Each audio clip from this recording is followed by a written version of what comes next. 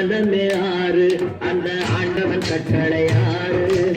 ஆறு வனமே ஆறு அந்த ஆண்டவன் கட்டளை ஆறு